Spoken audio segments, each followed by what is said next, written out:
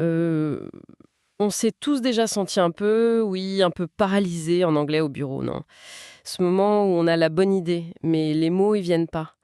Les documents qu'on a regardés aujourd'hui posent une question vraiment fascinante. Pourquoi est-ce que des professionnels brillants se retrouvent bloqués comme ça? Oui, et ce qui est frappant, c'est que c'est pas juste une histoire de vocabulaire ou de grammaire.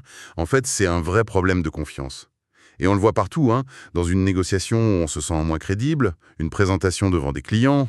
Ou même juste pour chercher un nouveau boulot? Exactement. Les sources suggèrent que la faille, elle est plus psychologique que technique, en fait.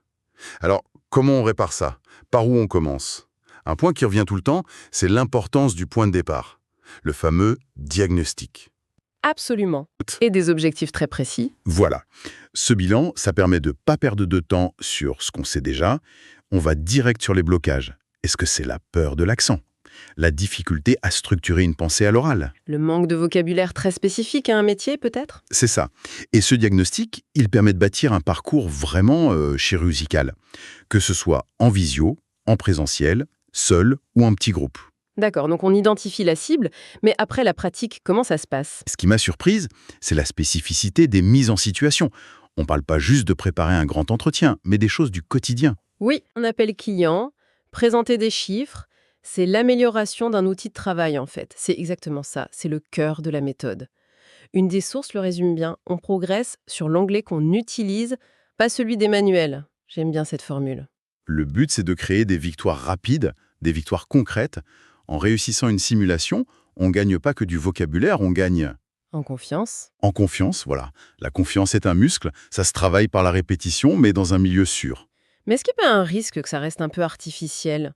Une sorte de jeu de rôle qui prépare pas vraiment à l'imprévu du monde réel? C'est une excellente question, et la réponse, d'après les sources, c'est le rôle du coach.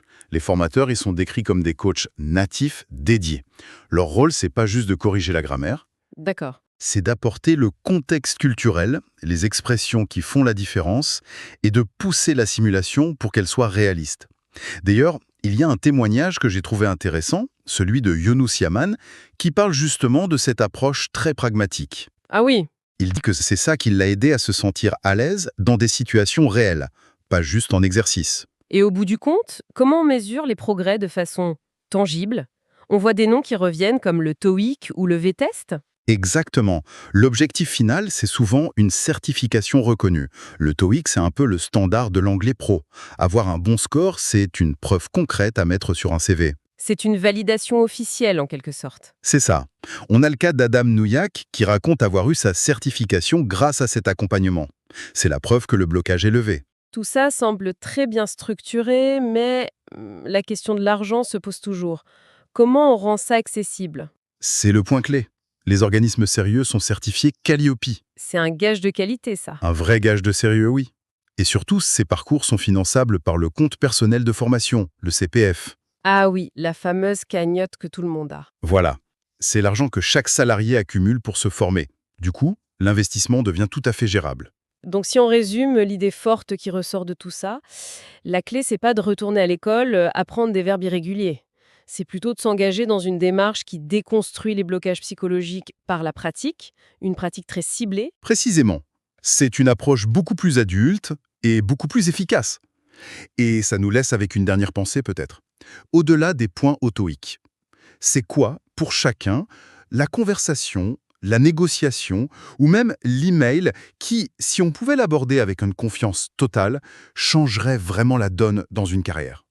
La vraie valeur, elle est peut-être là finalement.